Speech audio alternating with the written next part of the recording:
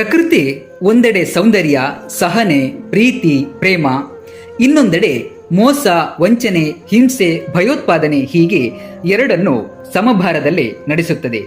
ಬ್ರಹ್ಮಜ್ಞಾನಿಯೊಬ್ಬನಿಗೆ ವಿಶ್ವ ಹೀಗಿರುವುದೇ ಸರಿ ಎಂದು ತೋರುತ್ತದೆ. ಅವನ ಪ್ರಕಾರ ವಿಶ್ವದಲ್ಲಿ ನಡೆಯುವ ಎಲ್ಲ ಘಟನೆಗಳು ಒಂದಕ್ಕೊಂದು ಪೂರಕವಾಗಿದ್ದು ಇಲ್ಲಿ ಬದಲಾವಣೆಗೆ ಅವಕಾಶವೇ ಇಲ್ಲ.